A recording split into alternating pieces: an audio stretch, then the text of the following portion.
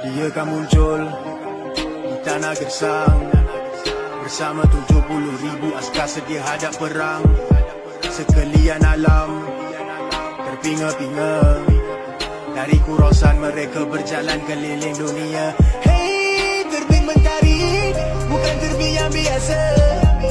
Tanah kering kontang kemarau panjang alam yang binasa. Hey, kita lemah longlai, dia tu raja penipu. Apabila dia keluar burung dan ikanlah isteri dan anak perempuanmu.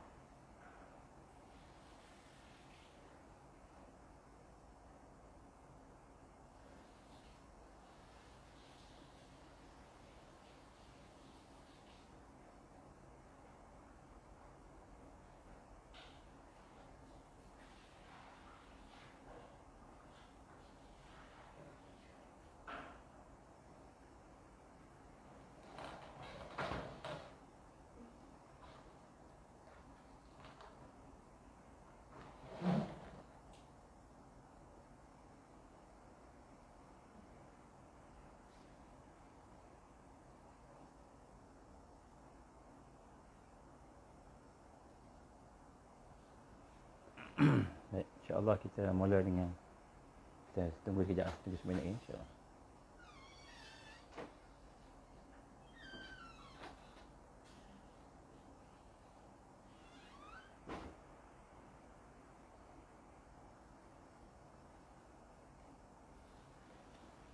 InsyaAllah kita boleh mula dengan Ummul Quran. Al-Fatihah. A'udzubillahi samil alim minasyaitanir rajim. Bismillahirrahmanirrahim. Alhamdulillahi rabbil alamin. Ar-Rahmanir Rahim. Maliki yaumiddin. Iyyaka na'budu wa iyyaka nasta'in. Ihdinas siratal mustaqim. Siratal ladzina an'amta 'alaihim ghairil maghdubi 'alaihim waladdallin. Amin.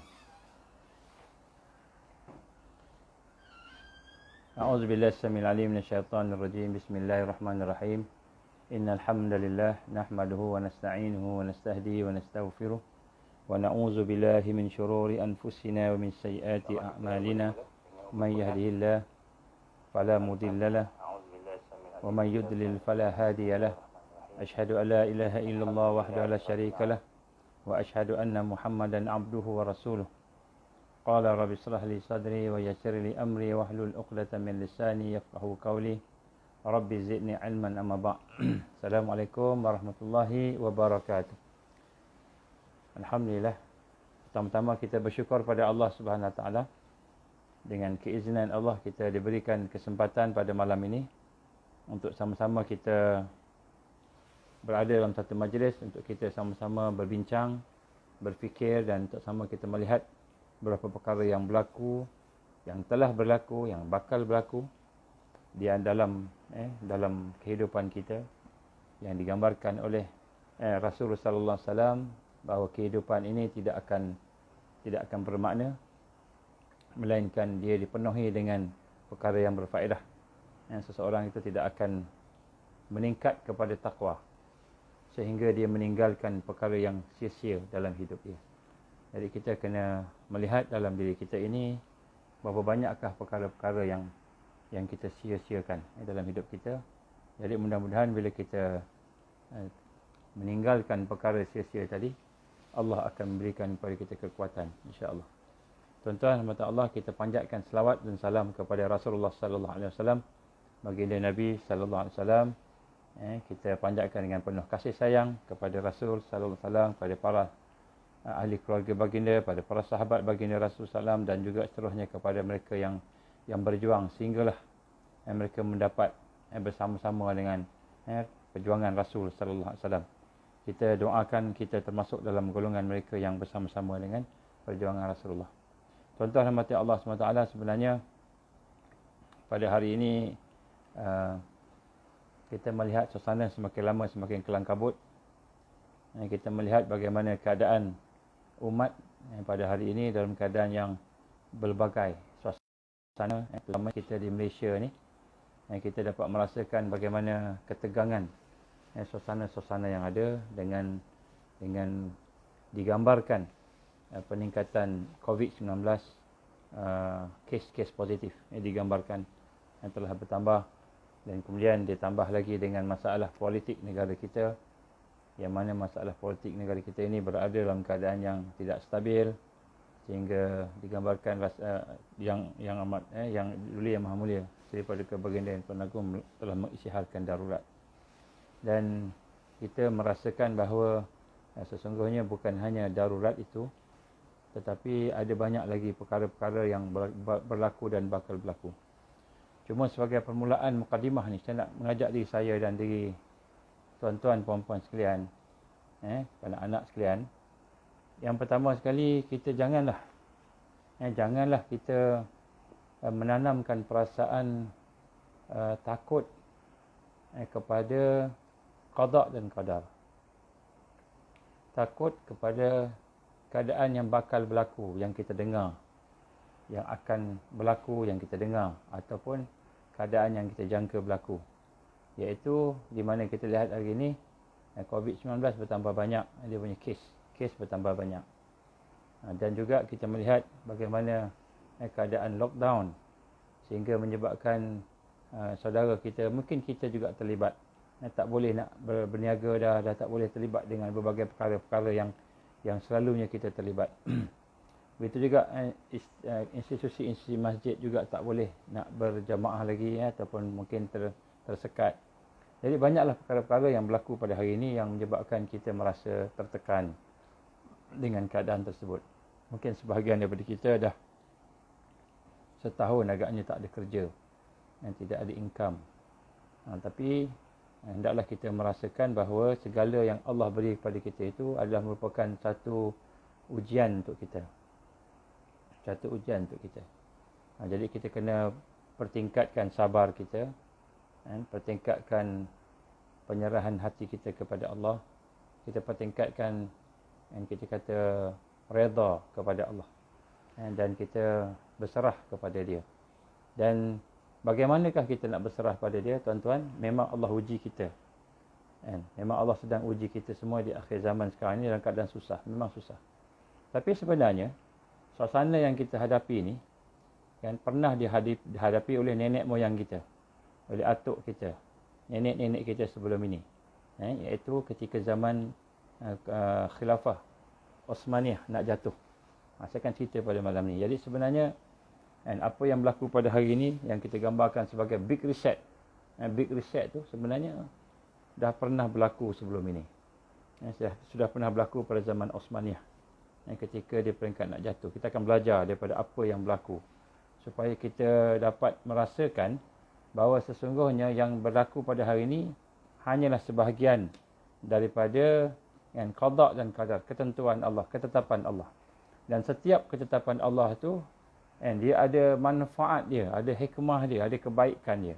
Jadi kita jangan takut, jangan resah. Kalau kita kata kita tak ada makanan, kita masih boleh hidup lagi. Adalah makanan yang sikit pun, tak banyak pun ada. Kita ada lagi, boleh lagi. Dan yang apa lagi kita nak takut sampai peringkat kita nak melarikan diri. Ada sebahagian daripada kita sampai peringkat melarikan diri, meninggalkan rumah dia. Kita nak gambarkan di sini, Rasul sallallahu alaihi wasallam tidak pernah mengarahkan sahabat-sahabat dia melarikan diri masuk ke hutan. Tak pernah. Tidak ada hadis yang menyatakan bahawa kamu masuk hutan, kamu bersama. Tidak ada. Cuma Nabi sallallahu alaihi wasallam menyatakan akan ada keadaan-keadaan tertentu yang menyebabkan orang beriman pergi ke hutan, ataupun pergi ke gunung, ataupun pergi ke satu tempat untuk menyelamatkan diri. Tetapi arahan tu tak ada. Kecuali apabila berlaku peristiwa hijrah. Peristiwa hijrah. So hijrah ini dia bukan keputusan individu. Dia bukan keputusan siapa-siapa nak pergi Madinah boleh pergi. Tak, dia keputusan jamaah. Keputusan Rasulullah sallallahu alaihi wasallam. Rasul sallallahu alaihi wasallam mengarahkan sahabat-sahabat dia buat begini. Maka sahabat pun buat.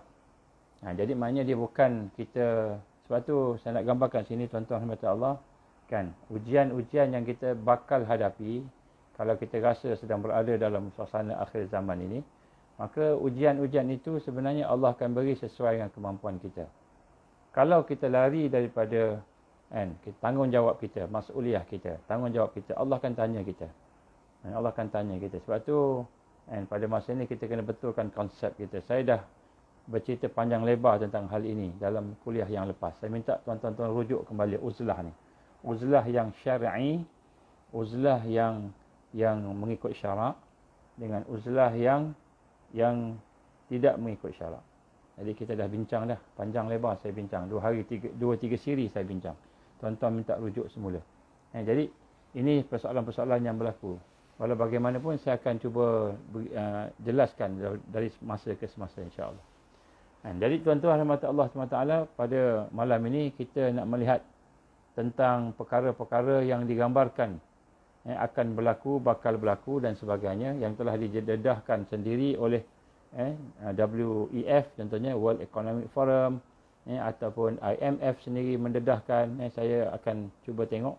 Tetapi sebelum kita pergi kepada perkara tersebut, contohnya tentang pandemik COVID-19, tentang lockdown, tentang bagaimana kemungkinan akan berlaku economic krisis ekonomi, ataupun akan berlaku krisis klimaks ataupun krisis cuaca, dan bagaimana akan berlaku perkara-perkara yang lain termasuklah civil war dan sebagainya. Jadi ini adalah merupakan perkara-perkara yang disebutkan oleh United Nations sendiri, yang disebutkan oleh the World Economic Forum sendiri, dalam apa yang mereka ucapkan dalam ucapan mereka. Tetapi perkara yang saya nak gambarkan di sini, sesungguhnya kita pernah berhadapan dengan perkara ini sebelum ini. Big Reset, Big Reset ni pernah kita berhadapan dengannya di ketika zaman Osmaniyah. Dan mana kita nak melihat bagaimana ketika pada masa itu, bagaimana keadaannya, apa yang menyebabkan kelemahan kita, menyebabkan kejatuhan Osmaniyah. Kejatuhan Empire Osmaniyah itu adalah merupakan satu pelajaran yang besar dan penting ketika kita berhadapan dengan kesusahan pada hari ini. Jadi saya akan sebutkan satu-satu peristiwa-peristiwa yang digambarkan oleh World Economic Forum dan sebagainya. Selepas kita melihat bagaimana kejatuhan Osmaniyah, supaya kita boleh belajar. Kita boleh belajar daripada apa yang digambarkan oleh sejarah kepada kita. Dan di sinilah kita melihat bagaimana apabila kita memahami akan perkara tersebut, maka barulah insya-Allah kita akan dapat memahami bahawa Big Reset yang mereka cuba buat. Sebab memang Big Reset ni memang dia akan berhadapan dengan satu perubahan yang besar. Apakah perubahannya? Antaranya ialah dia akan buat semula, reset semula ekonomi, daripada bottom up ke top down. Saya akan ceritakan macam mana, apa maksud dia. Jadi apabila real economy maknanya ekonomi yang sebenar, ialah sebenarnya daripada rakyat, daripada orang ramai. Orang ramai berniaga, berusaha, bertani sebagainya, maka di situ bergeraknya ekonomi. Tetapi sekarang ini dia mahu melakukan dengan top down. Apa maksud top down? Maknanya dia nak buat sesuatu, ekonomi bermula dari atas, bukan bermula daripada bawah. Dan ini adalah merupakan sesuatu yang melanggar fitrah. Yang melanggar fitrah. Bukan sahaja melanggar fitrah manusia, begitu juga melanggar sunnah.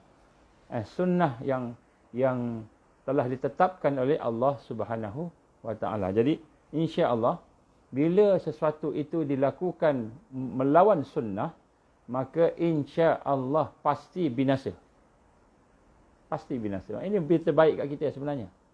Mereka akan buat macam-macam, tapi mereka pasti binasa sebab dia buat sesuatu yang melanggar sunnah. Contoh kita makan ikut mulut. Makan dengan mulut, minum dengan mulut. Tiba-tiba kita nak makan dengan telinga. Kita nak makan dengan hidung. Tentu binasa, tak boleh. Tak boleh. Kalau kita makan dengan telinga, habis pekak telinga kita. Nak cocok juga makanan bagi masuk. Pekak telinga. Kalau kita makan ikut hidung, lemas kita. Lemas kita. Boleh makan ikut hidung, minum ikut hidung. Sikit-sikit boleh lah, tersedak Tapi kalau makan, masuk sumbat, kita akan jadi sesak nafas. Begitulah apabila World Economic Forum, contohnya, saya bawa contoh di sini.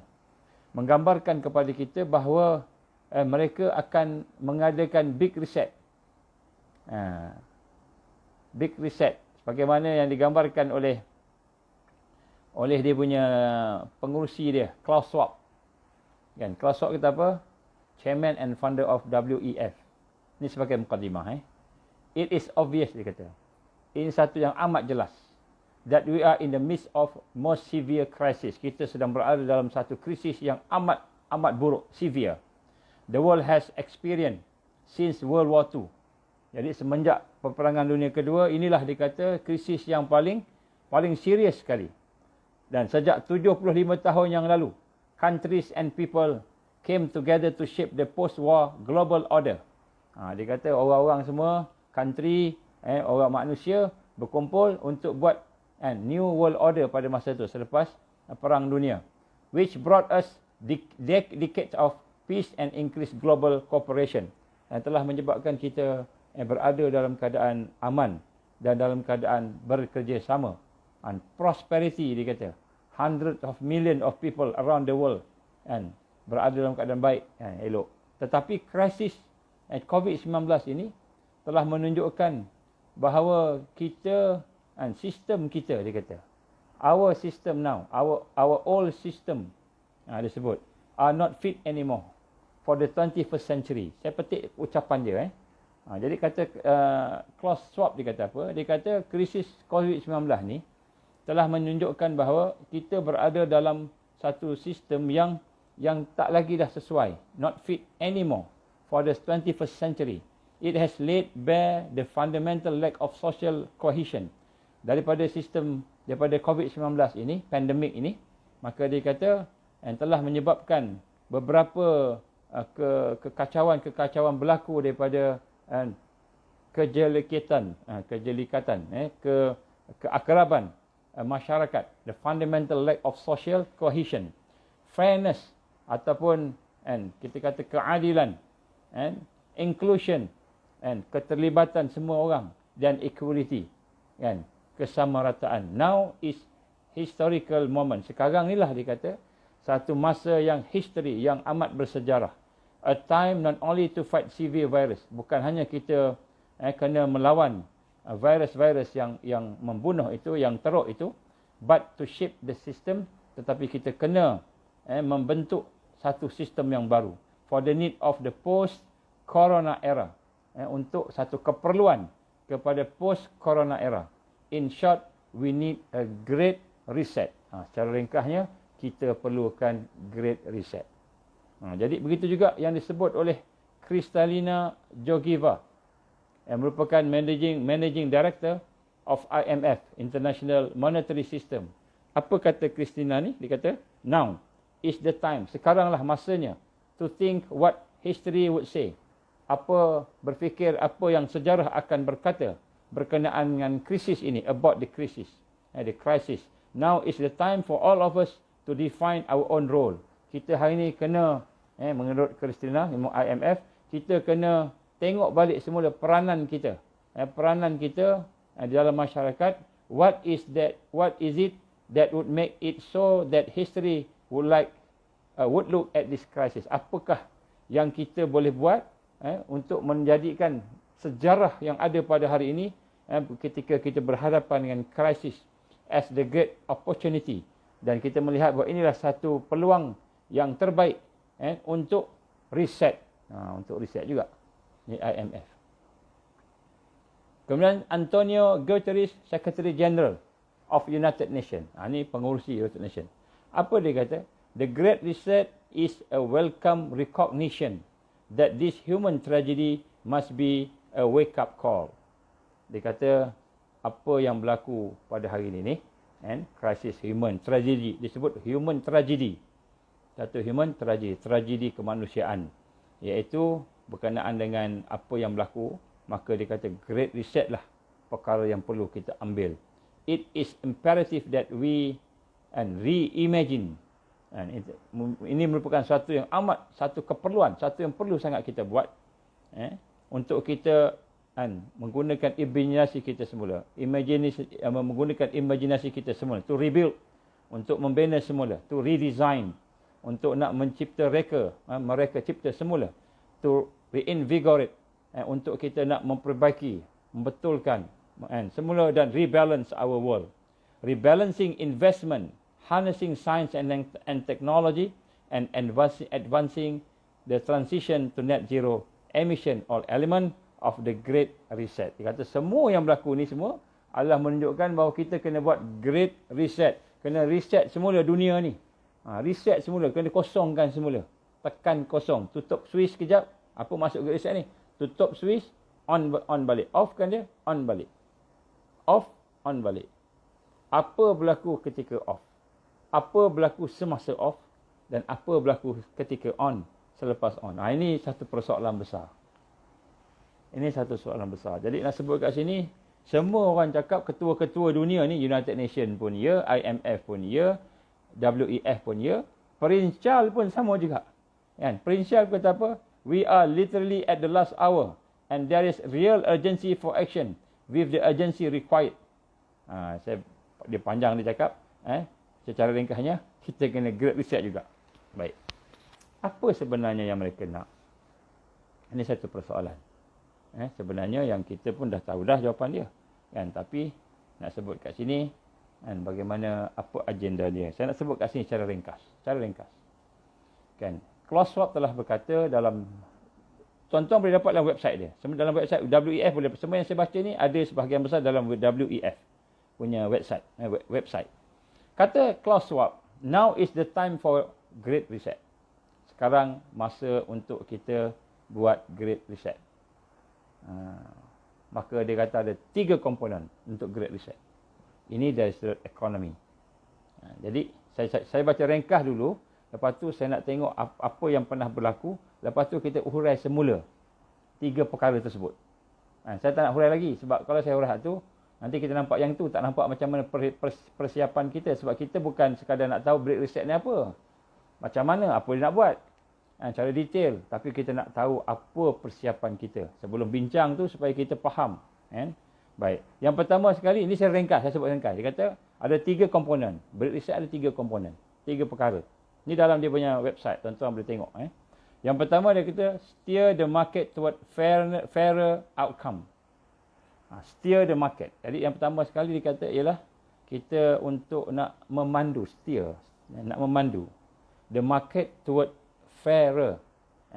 Lebih kepada, kita kata, keadilan lah. Outcome. Dan keadilan dari sudut natijah. Kenapa dia cakap natijah? Kenapa dia tak cakap opportunity? Kan? Kenapa dia tak cakap opportunity? Kenapa dia cakap natijah? Itu ada dia punya perbezaan dia. Bila dia kata steer the market. Steer the market. Maksudnya kita nak memimpin pasaran. Trading, pemasaran dan sebagainya. Apa maknanya? Maka dia implykan kepada kita bahawa ini adalah top-down economy. Ini bukan ekonomi normal. Bukan ekonomi kita jual yang berdasarkan pada market and demand. Supply and demand, bukan. Maknanya kalau sekarang ekonomi kita, market demand. Apa yang diperlukan oleh market, yang itu kita supply. Kita buat perusahaan lah, kita buat macam-macam tu. Kan? Jadi itu market demand. Based on market demand. The real economy, dia based on market demand. Tapi yang ini kita steer the market. Maknanya market tu dia yang pimpin. Maknanya this is a top-down economy. Ini bukan ekonomi bottom up. Bukan daripada bawah ke atas. Ini top down. Jadi ini satu yang pelik. Satu yang melanggar fitrah. Kalau kita tengok contohnya, mana-mana pun negara dalam dunia, dalam sejarah, mana-mana sejarah pun, kerajaan dia tidak berniaga. Kerajaan dia memimpin dan mengurus. Kerajaan dia memimpin negara dan mengurus negara. Kerajaan tak berniaga. Kerajaan ambil zakat, ambil infak, ambil teks, cukai daripada orang yang berniaga, rakyat. Faham? Ini adalah real economy yang biasa. Kebiasaan dan fitrah. Dan ini sunnah. Ini sunnah. Jadi perbezaannya, kalau kerajaan itu kerajaan Islam, maka dia dapat income daripada pendapatan rakyat tadi, maka dalam bentuk infak, dalam bentuk cukai, jizyah dan sebagainya, maka dia akan urus dengan cara yang terbaik. Allah bagi barakah, maka kerajaan itu menjadi makmur, bahagia, sempurna. Itu kerajaan Islam dengan penuh keadilan dan sebagainya. Kan? Jadi ini kerajaan. Kalau kerajaan kapitalis pula, maka income tu dah akan jadi tax. Akan jadi tax. Maka dia gunakan pula tax tu untuk kegunaan rakyat dia. Jadi kerajaan tak buat bisnes. Kalau kerajaan buat bisnes, bahaya besar. Kenapa? Habis rakyat miskin semua. Macam mana berlaku pada hari ini, kan? Orang yang memimpin buat bisnes. Yang memimpin buat bisnes. Bila yang memimpin buat bisnes, maka rakyat jadi huru-hara. Sebab dia pegang kuasa. Dia pegang kuasa, dia pegang pengaruh, dia pegang undang-undang. Tiba-tiba dia buat bisnes. Maka keputusan dia berdasarkan bisnes. Ini top down. Top down. Sebab tu, kan, kalau nak bisnes, bisnes. Kalau nak jadi pemimpin, dia pemimpin. Sebab tu, Rasul SAW memberi contoh kepada kita, pemimpin dalam Islam, dia tak kaya. Jadi pemimpin lagi miskin, bertambah miskin. Bertambah miskin sebab dia gunakan harta dia nak membantu rakyat. Kita tak lagi menjadi pemimpin, lagi kaya. Ini masalah kapitalis. Okey. Satu lagi, kalau sosialis. Sosialis pula macam mana? Komunis, sosialis contohnya, meniaga dia, rakyat dia juga yang buat. Tetapi yang kayanya parti. Yang kayanya pemerintah jugalah. Yang kayanya pemerintah, parti. Dia distribute lah. Ikut kaedah dia lah, sistem dia. Kapitalis ikut kaedah dia. Tax tadi. Islam ikut kaedah Islam. Baik. Jadi sebab itulah tuan-tuan macam Allah. Apabila dia menggambarkan Big Reset ini adalah satu bentuk ekonomi yang mana dia yang memimpin, steer the market toward fairer outcome. Dia yang menentukan siapa, bagaimana kan natijah perniagaan yang akan ada di dunia ini, maka sudah tentulah itu top down punya bisnes dan dia akan menyusahkan semua orang. Menyusahkan semua orang. Sebab tentulah setiap seorang memahami keperluan diri dia. Dia perlu bekerja keras sekian-sekian sebab tanggungannya begini. Dia ada kemahiran bercucuk tanam. Dia buat begini. Jadi kerajaan tak tahu. Kerajaan tak tahu nak bercucuk tanam. Kerajaan adalah orang-orang yang pandai tapi nak buat cucuk tanam tu kan. Dia boleh buat. Kan? Macam mana yang sekarang gini. Kan? Tapi dia bukan dalam bentuk kerajaan, dalam bentuk agensi. Sebenarnya kerajaan tak boleh bisnes. Kerajaan bisnes rosak negara. Kerajaan dia mengurus dan memimpin. Ini adalah fitrah. Ini sunnah. Jadi sebab itulah kita lihat apabila dia mengatakan Big Reset ialah dia yang nak memimpin. Maka maknanya dia menguasai keseluruhan ekonomi. Keseluruhan finance. Keseluruhan dia memimpin. Dia yang menentukan outcome macam mana. Hasil, natijah daripada perniagaan tersebut. Ini maknanya Big Reset yang difahamkan. Tuan-tuan boleh tengok dalam dia punya website dia. Ini saya bukan cakap kita tengok dia punya apa dia tulis. Panjang ceritanya.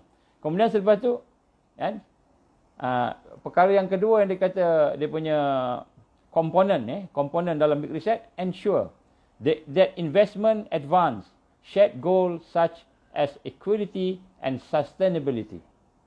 Jadi sebenarnya dia nak memastikan bahawa investment itu advance shared goal.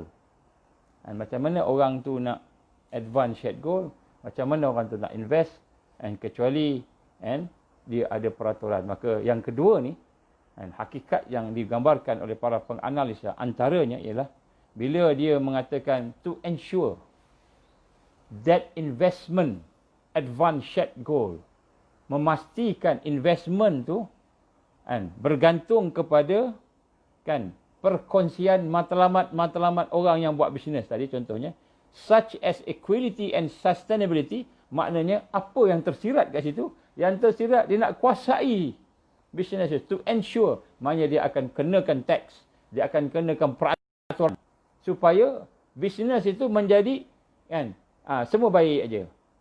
Tidak adalah kita kata orang ni dia nak invest banyak ke, invest sikit ke, itu dia tentukan. Dia pastikan begitu.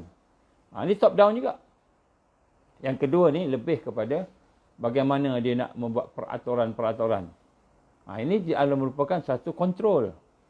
Siapa nak buat apa. Jadi ini adalah antara yang dibayangkan. Saya tak nak pergi dalam sangat. Saya cuma nak beritahu cara umum saja. Sebab saya nak malam ni saya nak jelaskan satu benda yang lain. Yang lebih besar. Yang ketiga dia kata to harness the innovation of the fourth industrial revolution to support the public good. Bagus dia kata. And to harness the innovation. And kita memanglah hajat supaya ada innovation kan. Memang kita hajatkan begitu. Tetapi apa yang kita lihat di sini daripada apa yang digambarkan daripada huraian dia selepas-selepas itu menunjukkan bahawa dia sebenarnya nak menguasai secara sepenuhnya melalui teknologi yang ada. Dia nak menguasai sepenuhnya. Jadi tuan-tuan mata Allah, sebenarnya apa yang digambarkan di dalam Great Reset ni adalah dia punya end game dia apa. Saya cakap sebut end game dululah.